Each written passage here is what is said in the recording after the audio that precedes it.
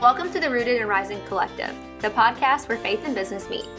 We're Joanna and Krista, two friends learning to build our lives and work, not on hustle culture or worldly success, but on the unique gifts God has given us. If you got 20 minutes, grab a coffee and join us. Whether you're a coach, consultant, or solopreneur, these conversations are for anyone who wants to stay rooted in Christ and rise into the calling He's placed on their life. Well, today I'm going to kind of speak a little bit about something that I've kind of coined, the impact framework. And what the impact framework is it is a way to measure client success when your business isn't necessarily in the business of metrics or KPIs. And for those of you who are just like super data driven, you could roll your eyes, do whatever you need to do, be like, oh, how do you have a business without that? But I'm talking to those people who, maybe they're a consultant, but more than likely those coaches who don't necessarily have very specific measurables in the same way you would assume in a corporate position or even in a consultant position where you can clearly see the delineation of your data points. So this is what you can do to ensure you're successful. And I created this because I noticed a lot of people that I was working with in the coaching space, they weren't really able to quantify or explain to other people or potential clients what they were doing for their clients, because those of you who are in the coaching world, it's just kind of magic that happens, or it's not. Like if you have a misfit, it's not. But in a perfect world, you have that ideal client, right? And it's just a magic and a synergy that you just kind of can't necessarily put your finger on, and it's really hard to articulate to somebody. So without further ado, let's talk about the impact framework. Excuse me. So intention, mindset, progress, action, connection, and transformation. So the first one being intention, really what you're here to do is you're here to understand your client or your potential client's original reason for seeking you out in the first place. And that's going to help you kind of assess where your client is and then obviously measure where they end up through working with you. If you don't ask this up front, you can't measure this later on. So very important to make sure you understand their intention as you begin to work with them. How you can measure this is by documenting those goals and the intentions at the start of the relationship and then regularly reviewing those intentions throughout the process with that client. So the second one is going to be mindset. How do you measure somebody's mindset? Well, we're going to do the best that we can, right? So obviously mindset is foundational to any successful coaching or non-metric consulting related relationship. So this part is going to focus more on mental shifts, perspective changes, and how clients see themselves and their future. These subtle shifts, they're often hard to quantify, right? We know that, but they're crucial indicators of success. So questions you can ask: how has your mindset or perspective changed since starting coaching? So again, you don't have to necessarily ask up front, but this is what you're going to measure later on in the relationship. What limiting beliefs have you worked through during this process? And how do you see your ability to succeed compared to when we began? And so what I have seen in the coaching world is people use self-assessment tools like reflective journaling or surveys to track these attitude changes. And again, if you're not giving your clients assignments, number one, what are you doing in the coaching world? Because that's kind of the name of the game. But number two, you're really missing out on your ability to measure. Absolutely. I agree with that. Assignments are key to allow you to understand where your clients are and where their process, like their thought process and how their mind is working around it exactly. Yeah, definitely. It's the learning, especially in the coaching world, the self-awareness, the learning, the internal self-work that you're more than likely doing with your clients. It's crucial to have these types of things documented and make sure they're really sitting with themselves in the first place. So this one specifically, the mindset shift, it's not really that out there. If you're new and you are new to the coaching world and that's the route you want to go, we're not really asking an out there question of the client because that's what they're seeking to begin with. So the third piece of the impact framework, as I mentioned, is progress. And how we're going to look at that is what tangible progress or milestones have they reached. Now, when you're in the coaching world, or if you're in some sort of consulting business relationship where there aren't these specifically defined metrics that are tied to you, but they're tied to the person that you're working with, that's what you're looking at. You're looking at what are those tangible things that that employee, whether it's corporate, maybe they're an entrepreneur and they're seeking your guidance because they need someone to help walk them through this. What are their goals specifically, and are they making progress on those goals? And again, those are conversations that are crucial to have with clients in this type of business relationship. So you're going to want to, again, understand those tangible progress, the tangible progress that they've made towards those goals. You're going to want to have conversations, and I'm talking like don't hold back kind of conversations around their key milestones and or achievements that are set before them. Again, either internally because they're an entrepreneur or externally because they work for someone who've placed them on them, who've placed those goals on them. And then you're going to measure progress accordingly. So key in order to ensure that what you're doing in that space is helping push the needle forward. Also will give you talking points as you're trying to onboard new clients, so you can showcase like, here's what I'm actually doing. So the fourth one being action. So what actions has a client taken to support their success? This one is huge, and I think if you're in the consulting world or in the coaching world, if you have KPIs, if you don't, it doesn't matter. Like action, what action has your client taken to support their own success is a huge indicator of your success. Part of this is seeing the motivation. Don't hear what I'm not saying. You're not necessarily here to create a motivated human out of someone who maybe isn't, right? More than likely they haven't reached out to you if they don't have that, but it's seeing that, and it's like pulling that out of that individual in a way that gets them to show up the best that they can. Would you agree with that in your consulting role? Absolutely. I'm so glad you brought that up. I think it's so important that when we are working with our clients and we see something that they can't see in themselves, that's kind of our role, in some aspects, like, hey, you actually have this in you. I mean, look at what you've been able to achieve in the time that we've been together, and I can see it.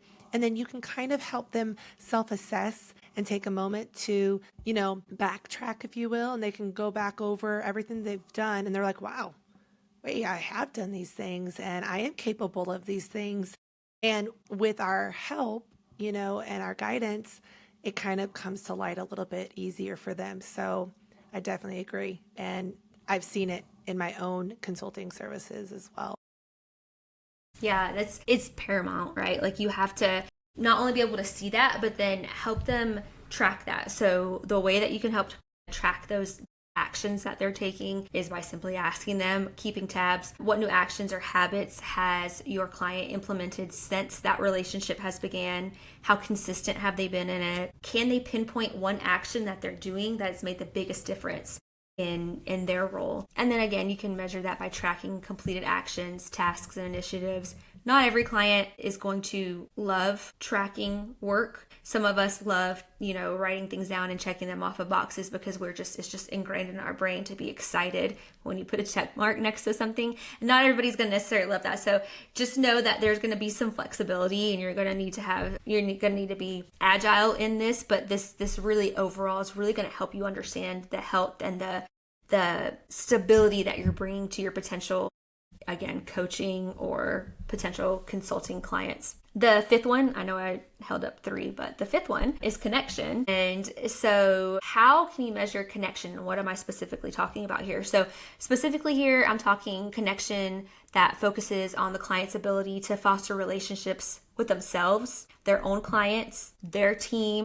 their community, wherever they're at, wherever their sphere of influence is, whether they're an entrepreneur and they have their own team, whether they're in the corporate world and they have their own team, where is their sphere of influence, and then what do those connections look like? The key to successful coaching and or I would almost call this like more like relationship consulting in this specific framework is going to depend on external relationships. So whether it's stronger client relationships, more supportive network, or deeper self-connection, that's really what you're trying to measure here. And then you're probably like, well, how do I measure that? So here you go. Again, there's going to be some questions and some way to measure that. So questions to ask: would be, what new relationships or partnerships have you developed since you have been working with that client? So you're asking your client that. For instance, this is starting to get confusing, I recognize, because we're like layers on layers. But Joanna, if you were my client, I would ask you specifically, what relationships or partnerships have you developed since we have been working together? And then I would ask you, how has your relationship with yourself or your business changed since we've been working together? And then another question I could ask is, how do you feel about your ability to build and maintain relationships now since we've been working together? And again, measuring that is going to be really rooted in ensuring that you have those conversations up front.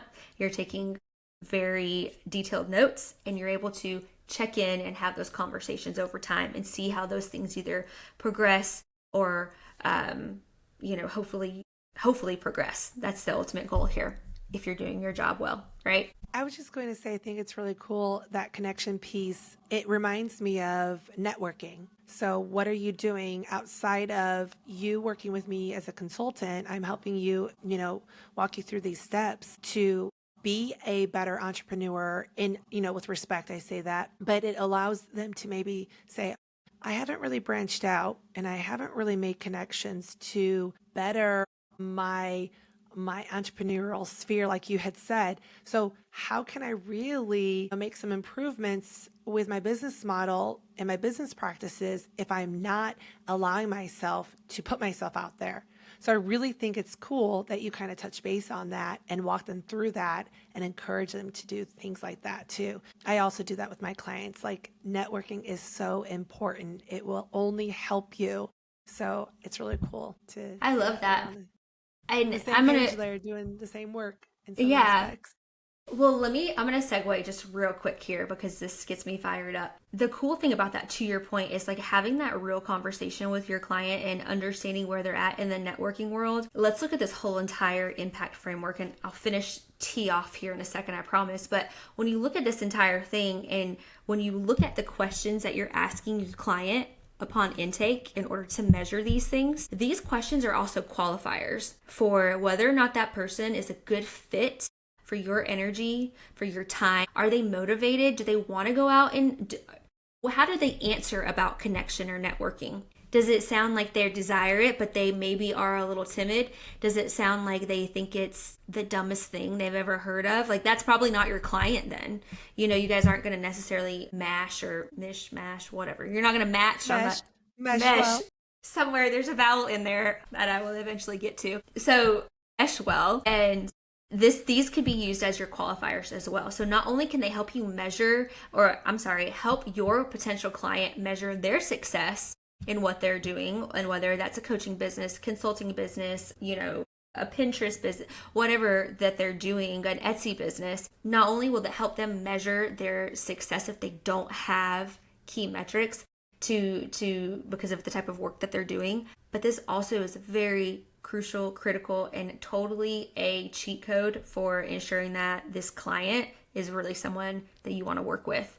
Because there's nothing wrong with recognizing, this is not my client, because no one's going to be successful if you do your intake and you're like, whoa, this is just not going to be a good energy match. Like, you probably should be okay leaving those on the table for someone else.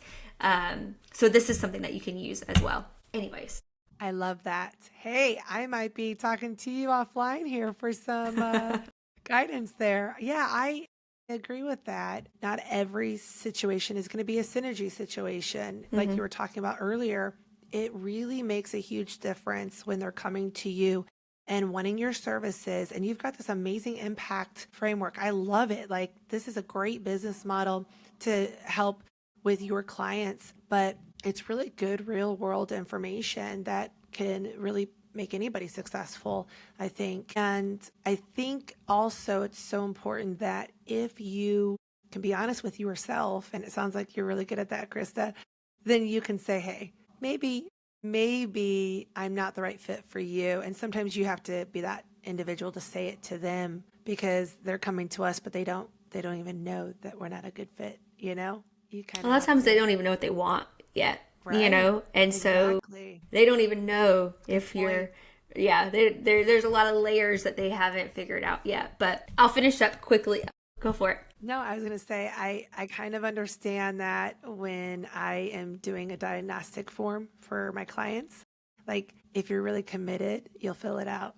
And it's kind of lengthy at times, but it also helps me determine how serious are they with, scaling their business as an example. Yeah. So Yeah, definitely. And it's okay to, cool. they're not just hiring you. Like, the match should go both ways. Absolutely. And so it's always good to get as much information as you can to ensure that good fit. But we'll finish off with T. And T in the impact framework is transformation. And so really what you're looking for here is what deeper lasting transformation has occurred. This is really going to kind of be your end game, or long game goal here, or end game, either way, however you want to look at it. But obviously transformation is going to go beyond the surface level changes that a client could see or go through. And it's going to focus on the deep, often, I would say, intangible shifts. And a lot of this is intangible, and we're trying to make it a little more tangible for you, but intangible shifts that can't always be measured by traditional metrics, right? We've already discussed that. But let's think of changes like self-identity, lasting improvements in how a person shows up in their business or their life, and fundamental shifts in how they think and behave. There is power when you're consulting or you're coaching. There's more than just doing the operational or doing the tasks or doing the check off things. There's real shifts that can happen in people's lives when they're given the opportunity to work next to someone who is willing and open to share new ways of thinking and new ways of doing things. And so let's not discount the fact that transformations of other people's lives, especially here at Rooted and Rising, and what we're trying to do here is to allow people to understand that we're doing this because it's what God has called us to do. So that's the ultimate, for us at least, the ultimate measurable, if you will. Yes. But with that, here are some things you could ask in order to kind of measure that. What is the most significant transformation you've experienced since this business relationship has began? How have your personal or professional values shifted during this process? How do you see yourself now compared to when you first started? And then again, measurables around that are things like client reflection stories or long-term surveys. Again, with long-term surveys, they're great. You have to think about them up front. Your client doesn't have to, but you have to. If you want long-term measurements or long-term evidence of change, like, you got to be proactive. So just keep that in the back of your, I said back, but the front of your mind, I guess, the front of your mind. And then look for evidence of lasting changes in behavior, attitudes, decision-making, especially towards the end of the consulting and or coaching relationship. Like, that's really where you're going to get that. And this is not part of the impact framework, but always ask for testimonials as well. That's the best way you're going to be able to articulate your impact. And that's what this is for. Articulating your impact to potential clients, to, if you had, 3 minutes in the elevator to tell someone what you do, this impact framework can help guide you through that when you aren't able to just rattle off data. And a lot of us find ourselves in circumstances where our businesses don't necessarily give us that easy, tangible data. Great information. I'm loving it. Well, Thank you so much for going into detail and sharing with everybody a little bit more about who you are and what you do. And I'm over here thinking, wow, it's so neat, because Rooted and Rising Collective is such an amazing platform, and God has given it to us to bless everybody that, listens. And hopefully we are a blessing to you, and we want to be able to share just a little bit more about who we are. And we're peeling back layers. The last couple of episodes, talk about business, and episodes before that are faith-based. And so we're really excited that we're able to continue to mix the two and still be edifying to Christ and give him the glory for everything that we are talking about and everything that we're sharing. So, again, thank you so much for taking the time to listen. And Krista, thank you so much for taking the time to share about your business model. I love it. I learned a lot, and I can't wait to meet with you all again soon. Thanks for spending part of your day with us here at the Rooted and Rising Collective. We hope this conversation encouraged you to stay rooted in Christ as you rise into your calling. If it spoke to you, share it with a friend, and don't forget to subscribe so you can grab a coffee and join us again. Until next time, keep building with Him at the center.